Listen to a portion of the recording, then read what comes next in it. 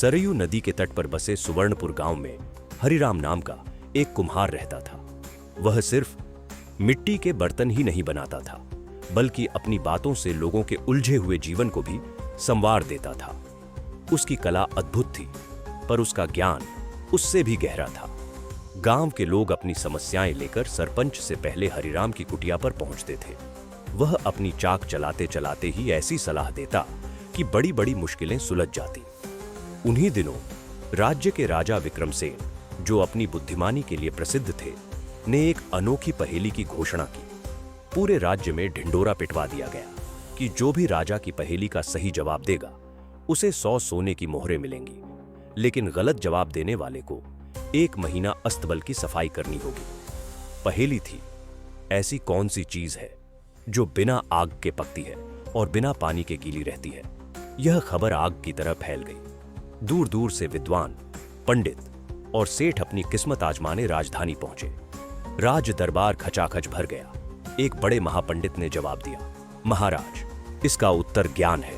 यह अनुभव की आंच में पकता है और करुणा से आंखें भीग जाती हैं। राजा ने कहा, तर्क अच्छा है, पर ज्ञान स्वयं गीला नहीं होता। आपका उत्तर गलत है। महापंडित को अस्तबल भेज दिया गया। एक अमीर व्यापारी ने कहा, इसका उत्तर पसीना है। मेहनत से शरीर पकता है और पसीना उसे गीला करता है। राजा मुस्कुराए, पसीना तो पानी का ही रूप है। यह जवाब भी गलत है। एक एक कर सबने अपनी बुद्धि लगाई, पर कोई भी राजा को संतुष्ट नहीं कर सका। फल, आंसू, बात जैसे कई जवाब आए, लेकिन सब अधूरे थे। धीरे धीरे लोगों का आना बंद हो गया और यह मान लिया गया कि इस पहेली का कोई हल नहीं है। यह खबर सुवर्णपुर भी पहुंची।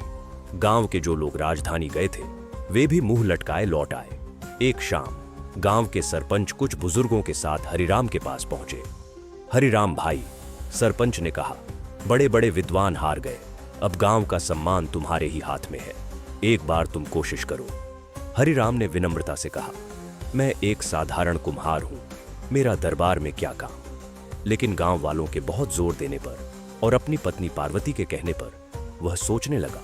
उस रात वह अपनी कुटिया के बाहर तारों को देखते हुए पहेली पर विचार करता रहा।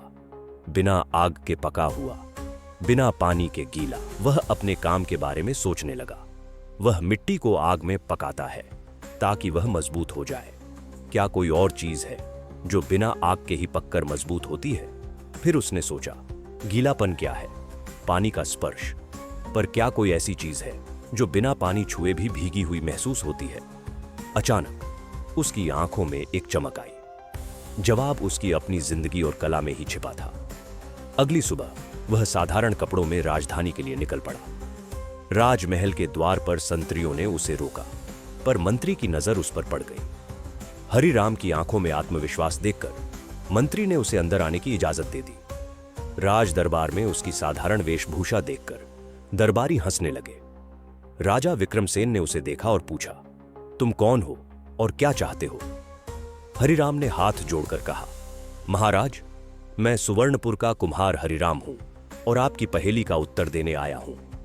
राजा ने उत्सुकता से कहा, बताओ कुम्हार, क्या है मेरी पहेली का उत्तर? दरबार में सन्नाटा छा गया।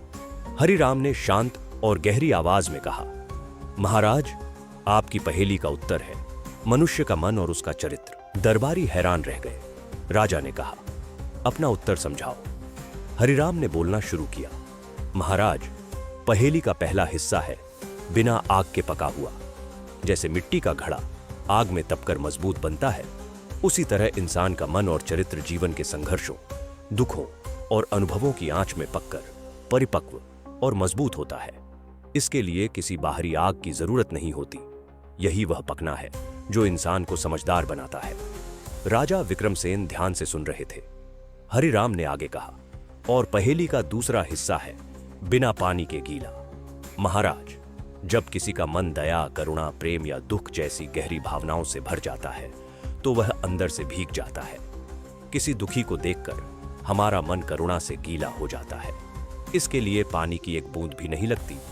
यही वह गीलापन है जो इंसान को इंसान बनाता है। हरिराम के जवाब ने पूरे दरबार को निशब्द कर दिया।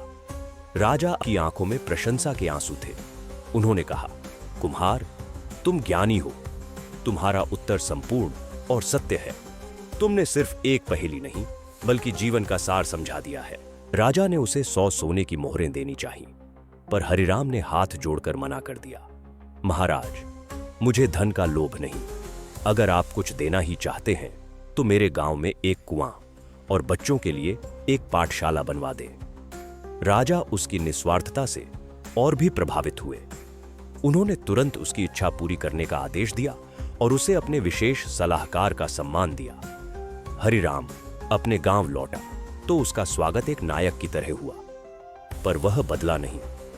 वह आज भी वही सादा जीवन जीने वाला ज्ञानी कुम्हार था, जिसकी कहानी पीढ़ियों तक यह सिखाती रही कि सच्चा ज्ञान किताबों में नहीं बल्कि जीवन को समझने में है।